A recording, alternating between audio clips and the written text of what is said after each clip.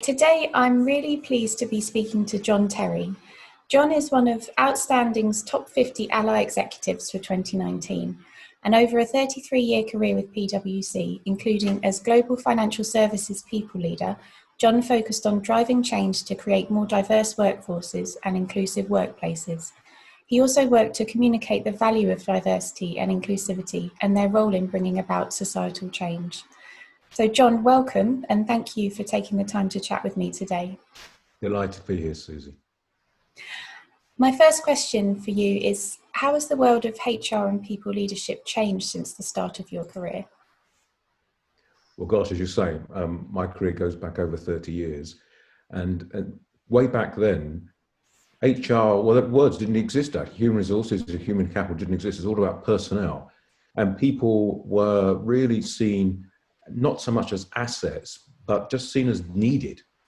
And I think what's changed is that people, for most organizations, are seen as the key asset in their business. And as such, they're put at the center, or at least they're trying to put them at the center of the business. So the value of people is much less of a commodity and more as individuals, and the value has been seen as organizations. I spoke in my introduction about your work on creating inclusive workplaces. What does inclusivity actually mean, and how is it different from diversity? Well, there are lots of different definitions. To me, inclusivity, particularly when we think of in the context of an organization, is very much around providing everybody in the organization, irrespective of who they are, with equal opportunities to be themselves and fulfill their potential so their talent can take them to wherever that can be.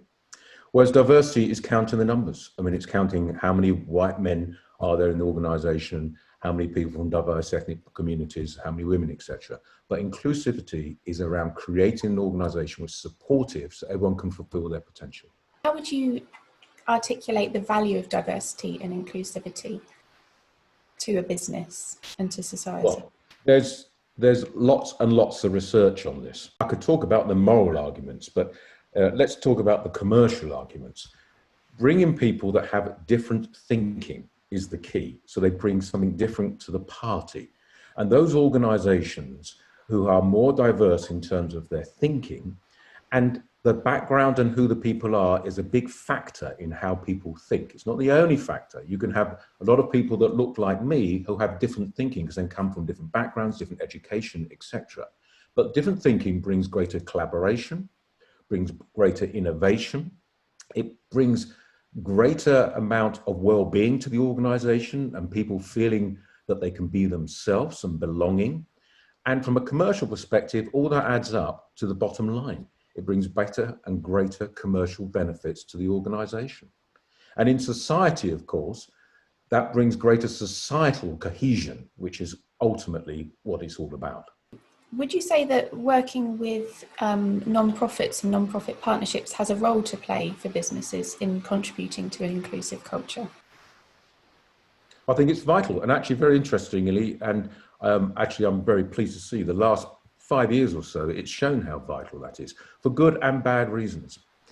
One of the key things here is that the vast majority of non-profit organizations are actually focused on helping the more vulnerable in society. And like Money A+E, I mean, it's critical. So I think non-profits had two parts to play here. The first, quite frankly, is to shine a light and to keep corporates honest so that they recognize that actually there's more they need to do in order to embrace all those who are more vulnerable for society.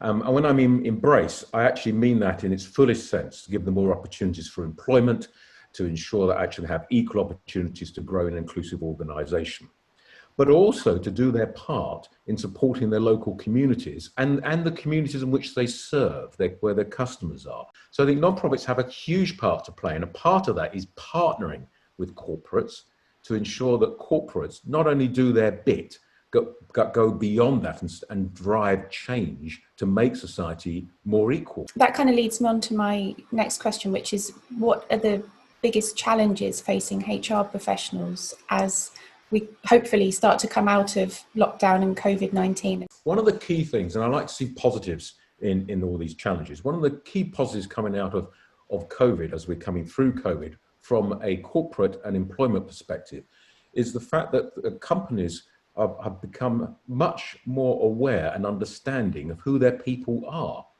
And they're spending lots of their time on video conferences like we're doing and actually getting an insight into people's lives. And they've got a much better understanding of the needs of their people. And so when we're all individuals, we don't just come into work and we're robots. We're individuals. We have our own needs, whether they're care and responsibilities, whether they're issues in relation to our own mental health and well-being, whatever they might be. And I think what's happened here is that, first of all, in a positive way, the corporates have become much more aware of that. And secondly, I think employees are becoming much more demanding as we come out of COVID.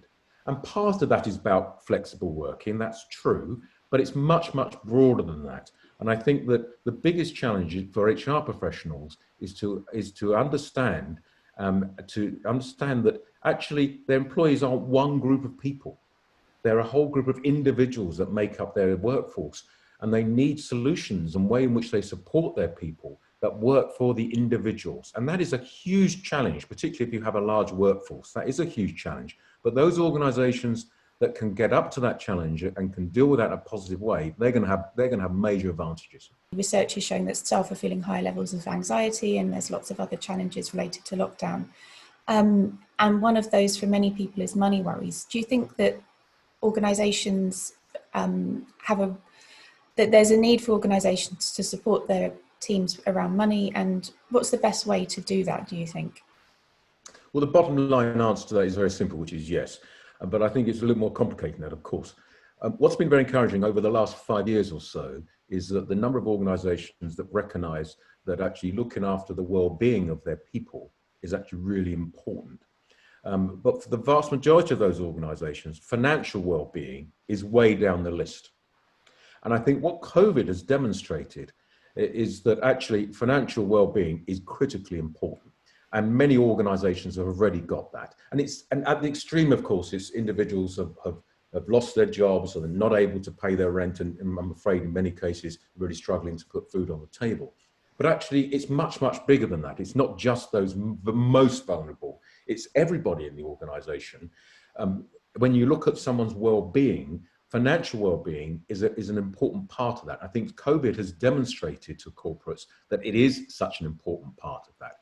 And I think that there are two aspects to dealing with answering your question. First of all is organizations need to figure out where it plays in their overall well-being strategy, looking after their people. And secondly, to get the skills and support to be able to provide the support to their staff. The vast majority of organizations don't have that. They don't have those skills to actually support their staff on financial well-being.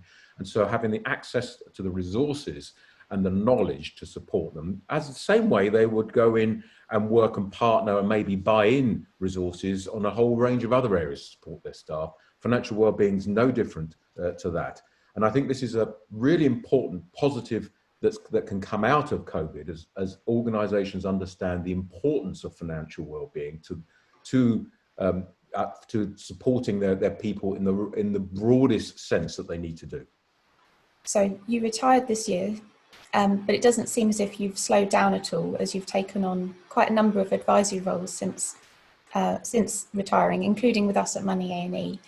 What drew you to your new projects, and how's it all been going?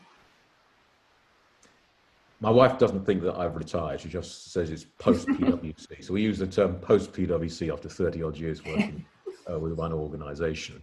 I like to say I'm now in my second phase in my career, which is my non-remunerated part of my career. And I'm privileged enough to be able to do that.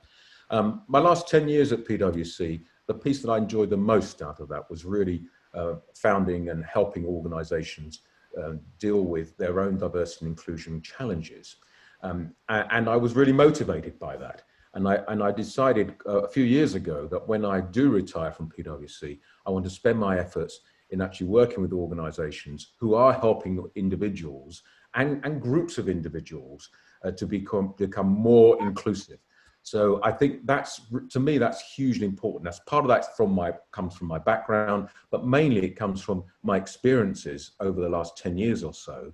And I feel that the little amount of skill and knowledge that I have that I can direct that in a way that can have the biggest impact on both individuals and organisations to help drive society to become even more inclusive and all-encompassing.